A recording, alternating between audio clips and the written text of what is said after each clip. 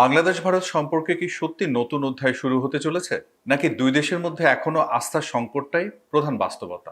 ঢাকায় ভারতের নতুন হাইকমিশনার দীনেশ ত্রিবেদী সোমবার আর মঙ্গলবার প্রধানমন্ত্রী তারেক রহমান, পররাষ্ট্রমন্ত্রী খলিলুর রহমান এবং স্বরাষ্ট্রমন্ত্রী সালাউদ্দিন আহমেদের সঙ্গে ধারাবাহিকভাবে বৈঠক করে গেছেন।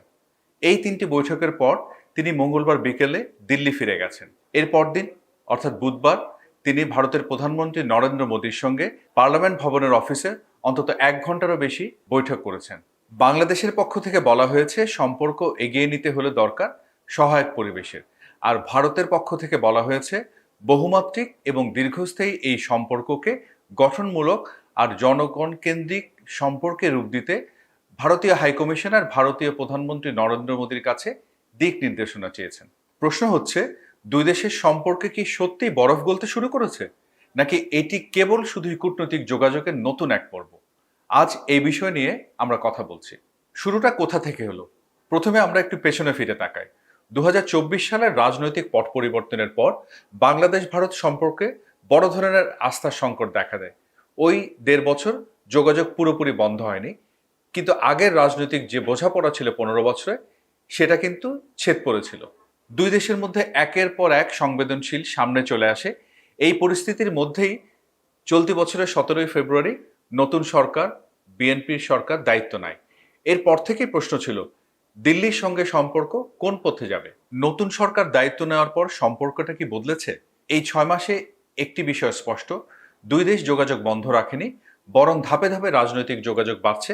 সবচেয়ে গুরুত্বপূর্ণ ঘটনা, ভারত একজন পেশাদার কূটনীতিকের পরিবর্তে একজন অভিজ্ঞ রাজনীতিবিদ দীনেশ ত্রিবেদীকে ঢাকায় হাই কমিশনার হিসেবে পাঠিয়েছে। বিশেষজ্ঞদের মতে এই নিয়োগের লক্ষ্য ছিল দ্বিপক্ষীয় সম্পর্কে পুনরুজ্জীবিত করা, রাজনৈতিক সম্পর্ক জোরদার করা। ঢাকায় এসেই তিনি প্রথমে প্রধানমন্ত্রী, পররাষ্ট্রমন্ত্রী এবং স্বরাষ্ট্রমন্ত্রীর সঙ্গে বৈঠক করলেন। অর্থাৎ ভারত শুরু থেকেই সর্বোচ্চ রাজনৈতিক পর্যায়ে যোগাযোগকে গুরুত্ব দিয়েছে সম্পর্ক এগিয়ে নেওয়ার স্বার্থে। বাংলাদেশের বার্তাটা কি? এই বৈঠকগুলোর সবচেয়ে গুরুত্বপূর্ণ শব্দ ছিল সহায়ক পরিবেশ।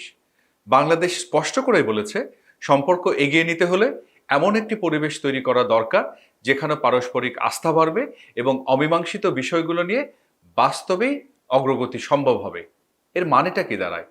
এর অর্থ, বাংলাদেশ সম্পর্ককে এগিয়ে নিতে চায়, কিন্তু কিছু সংবেদনশীল বিষয় আছে যেগুলোর অগ্রগতি ছাড়া সেই সম্পর্ককে ইতিবাচক ধারায় বা গঠনমূলক প্রক্রিয়ায় এগিয়ে নেওয়া সম্ভব না।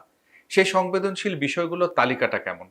সব বিষয় প্রকাশ্যে বলা হয়নি, তবে সরকারি আর কূটনৈতিক সূত্রগুলো বলছে কয়েকটি ইস্যু আলোচনায় গুরুত্ব পেয়েছে।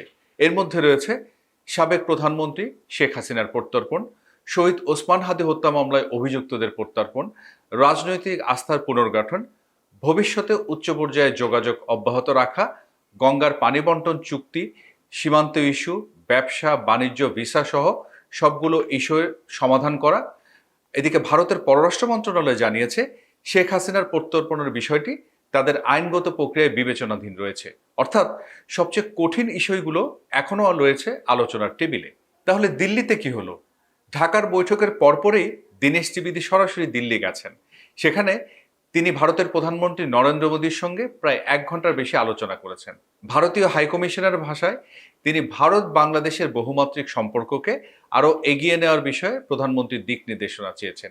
এই বাক্যটির বিশেষ কূটনৈতিক তাৎপর্য রয়েছে, কারণ কোনো রাষ্ট্রদূত যখন তাদের সরকার প্রধানের সঙ্গে গিয়ে রাজধানীতে বসে কথা বলেন, দিক নির্দেশনা চান, তখন তিনি সাধারণত মাঠ পর্যায়ে যে বাস্তবতা সেটি সে দেশের নেতৃবৃন্দের কাছে তুলে ধরেন এবং তিনি যে স্টেশনে কাজ করছেন সেই স্টেশনের পরবর্তী পদক্ষেপ কি হবে সেই ব্যাপারে দিক নির্দেশনা চান।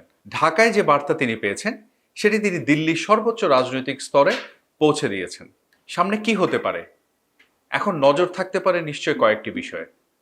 আমরা জেনেছি প্রধানমন্ত্রী তারেক রহমানকে দ্বিপক্ষীয়ভাবে সফরের জন্য আমন্ত্রণ জানিয়েছেন ভারতের প্রধানমন্ত্রী নরেন্দ্র মোদী। আবার আগামী মাসে ভারতীয় অনুষ্ঠেয় ব্রিক্স সম্মেলনের আউটরিচ সেশনে বিমস্টেকের চেয়ার হিসেবে তাকে আমন্ত্রণ জানানো হয়েছে। এখন কোন আমন্ত্রণ গ্রহণ করে তিনি দিল্লি সফর করছেন সেদিকে নজর থাকবে। দ্বিতীয়ত, দুই দেশের মধ্যে সংবেদনশীল বিষয়গুলোর ব্যাপারে আদৌ কোনো অগ্রগতি হলো কিনা। তৃতীয়ত, একটু আগে যেমনটা বলছিলাম, দিল্লিতে দুই দেশের রাজনৈতিক নেতৃবৃন্দের মধ্যে সরাসরি কোনো বৈঠক হতে চলেছে কিনা। কারণ অনেক সময় কূটনীতিকেরা পথ তৈরি করে দেন, কিন্তু শেষ পর্যন্ত সিদ্ধান্তটা আসে রাজনীতিবিদদের কাছ থেকে, রাষ্ট্রনেতাদের কাছ থেকে। তাহলে আস্থার সংকট কি কাটতে শুরু করেছে? এখন এই উত্তরটা হ্যাঁ কিংবা না কোনোটাই বলা সম্ভব না। তবে একটা বিষয় স্পষ্ট, ঢাকা আর দিল্লি দুপক্ষই এখন যোগাযোগ বাড়িয়ে চলেছে, অন্তত গত কয়েকদিনে তো বটেই। বাংলাদেশ বলছে সম্পর্ক এগিয়ে নিতে হলে দরকার অনুকূল পরিবেশ, আর ভারত বলছে গঠনমূলক এবং জনগণ কেন্দ্রিক সম্পর্ককে তারা বিস্তৃত করতে চায়। এখন দেখার বিষয়, এই কূটনৈতিক বার্তা কি বাস্তবে অগ্রগতিতে রূপ নেয়, নাকি সংবেদনশীল ইস্যুগুলো আবারও দুই দেশের সম্পর্ককে আটকে দেয়।